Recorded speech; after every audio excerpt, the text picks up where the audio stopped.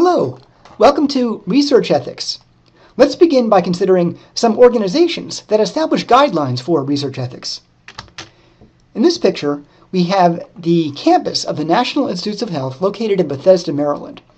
This organization, the NIH, establishes many of the research ethics that are followed by behavioral and medical researchers within the United States.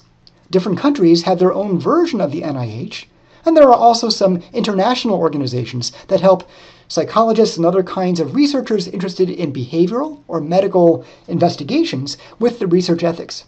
One example is the World Medical Association. In 1964, the World Medical Association met in Helsinki, Finland, and adopted a code of research ethics commonly known as the Declaration of Helsinki. And every so often, that declaration is updated to reflect the most modern views on research ethics. Before any psychological research is conducted, the researchers must obtain some kind of approval from an appropriate ethics board. And we're going to describe today two varieties of ethics board. The first is known as an IRB, or an institutional review board. The IRB specializes in providing research ethics guidelines when the participants are human. Interestingly, we contemporarily refer to human participants. In the not-too-distant past, we frequently used instead the phrase human subjects. But the language that we use is very important, and to have the word subject was, in some people's view, somewhat demeaning. So we refer to human participants contemporarily, rather than to human subjects. Of course, much research in psychology is conducted not just with human participants, but also with non-human participants. And this too requires a review from an ethics board, but in this case we refer to it as an IACUC, which is an acronym for Institutional, Animal Care, and Use Committee.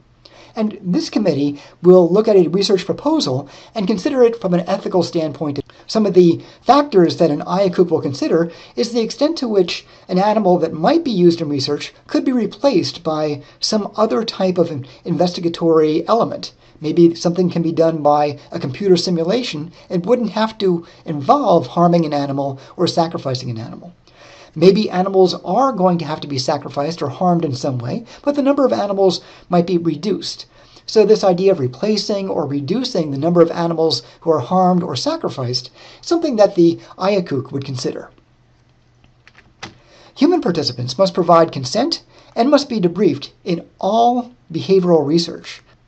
This is something that is a hallmark of research ethics contemporarily. Let's see if we can understand more specifically what kinds of factors an IRB, or an Institutional Review Board, will consider when it's evaluating the research ethics of a proposed type of research. First, the physical and emotional well-being of the participants must be ensured. Second, some level of privacy. And this is interesting because it typically falls along two lines. On the one hand, ideally, the researchers would be able to maintain the anonymity of their participants. That is to say that the information the researchers gain can't be tied in any way to a particular human participant, and also the data that come from a particular human participant is not known even to the researcher. So let's take an example. Let's imagine that somebody is completing a study on something that's fairly sensitive and requires filling out very sensitive questions on a survey.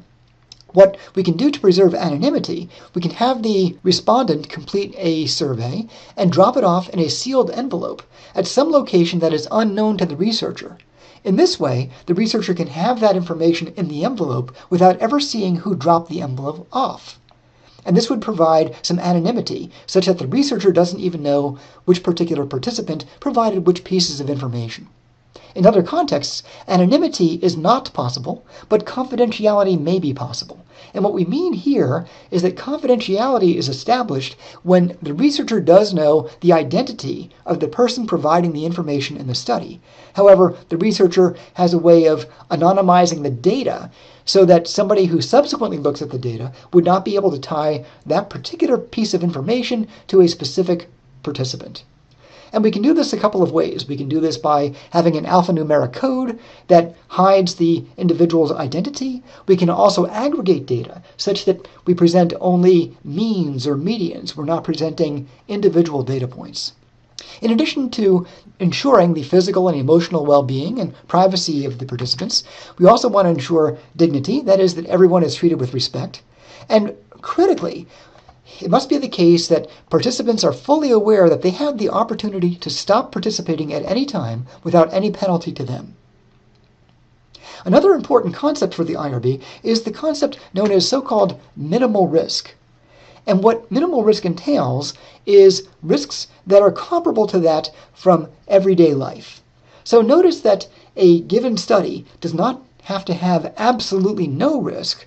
Rather, it has to meet the so-called minimal risk standard. That is, when we're asking participants to perform some act or to complete some survey in our study, the risks associated with those actions ought not be different from that which they would experience in everyday life. Note that everyday life by itself has certain kinds of risks.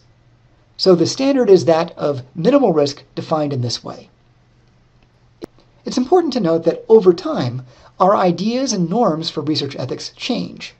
And to understand this, we will see as we go through the course that there are certain kinds of classic studies in the history of psychology that provided considerable amounts of information, but probably wouldn't pass a research ethics board contemporarily. One example might be the Stanford Prison Experiment, which was an important experiment in social psychology on the topic of obedience. Another study that would not likely pass contemporary research ethics standards would be the classic study conducted by Stanley Milgram, again on the social psychology topic of obedience. In that study, as you might know, there was an experimenter, a so-called teacher, and a learner. And in this study, very briefly, what was going on was the teacher was instructed to give a shock to the learner every time the learner responded incorrectly. And this was a way for Milgram to learn something about the issue of obedience. Contemporarily, the Milgram study would probably not be approved by any kind of research ethics board. Finally, there was an important study by Harry Harlow conducted at the University of Wisconsin at Madison. And this study involved social development, specifically maternal separation, where the participants were monkeys.